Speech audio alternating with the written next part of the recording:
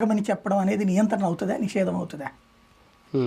ఇప్పుడు వ్యభిచారం అనేది నేరం, దాన్ని చట్టబద్ధం చేయాలంటే కూడా ఇట్లాగే రాయొచ్చు మనం.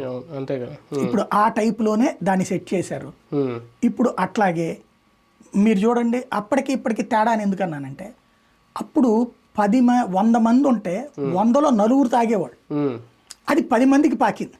అవును. ఇప్పుడు 100లో 10 మంది తాగనోళ్ళు ఉన్నారు, 90 మంది తాగుతున్నారు. అప్పుడు తాగుబోతులతో మా మొగుళ్ళు చస్తున్నారు, మా కుటుంబాలు నాశనం అవుతున్నాయి, పిల్లల నాదలవుతున్నారని వ్యతిరేకంగా ఓట్లేశారు. ఇవాళ నా మొగుడికి ఇక్కడ మీరు డబ్బులు ఇచ్చారు, దాంతో నా మొగుడు తాగి ప్రశాంతంగా పడుకుంటాడు, మీకేంటి అనే పెళ్ళాలు వచ్చారు. మేము కూడా తాగుతాం, ఒక గ్లాస్ తప్పే ఉందంట ఆ కష్టపడితే అనేటటువంటి మాటలు మాట్లాడే వాళ్ళు వచ్చారు.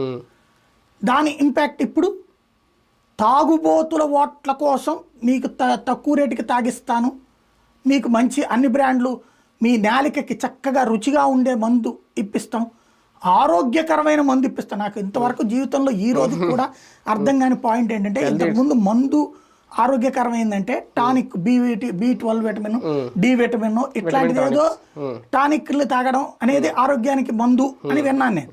కానీ మందు తాగితే